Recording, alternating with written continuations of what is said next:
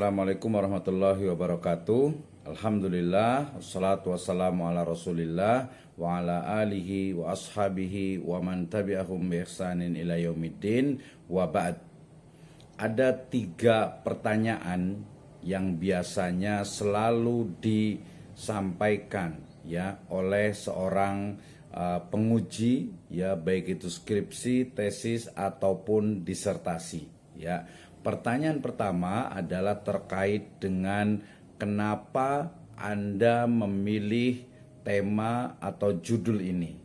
Nah, pertanyaan pertama ini tentu saja harus dijawab ya sesuai dengan nalar logis, kemudian sistematis dan juga empiris. Ya, artinya bahwa ketika mahasiswa ditanya ya, baik itu dalam proposal ataupun dalam ujian ya, skripsi, tesis ataupun disertasi, maka jawaban yang tepat itu adalah bahwa bukan hanya istilahnya itu kepentingan pribadi ya, bukan hanya juga karena waktu yang mungkin terbatas, atau mungkin dana yang terbatas, atau mungkin kemudahan dalam akses lokasi, sampling data dan lain sebagainya ya. Sehingga untuk menjawab pertanyaan ini tentu saja kita harus memberikan argumentasi yang logis, dalam artian memang ada argumentasi kuat sehingga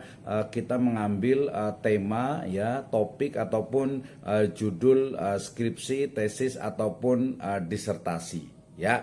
Ini pertanyaan yang pertama ya. Pertanyaan kedua biasanya adalah terkait dengan permasalahan ya. Jadi academic problem ya, permasalahan yang akan diteliti ya.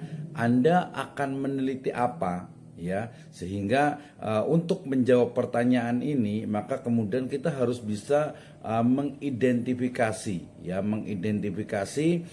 berbagai masalah ya yang biasanya kita letakkan di latar belakang ya pada skripsi, tesis ataupun disertasi ya, sehingga kemudian kita akan tahu bahwa permasalahan ini juga memang terukur ya, bisa diselesaikan dengan metode ilmiah ya. Nah, ini sangat penting sekali ya. Kenapa kemudian permasalahan itu perlu kita identifikasi dan nantinya akan difokuskan kepada satu permasalahan ya, atau 2 permasalahan yang memang itu menjadi inti dalam penelitian kita. Nah, kemudian pertanyaan ketiga yaitu terkait dengan riset metodologi ya, atau metode penelitian. Ini selalu ditanyakan oleh penguji, baik itu pada proposal ya, skripsi, tesis ataupun disertasi.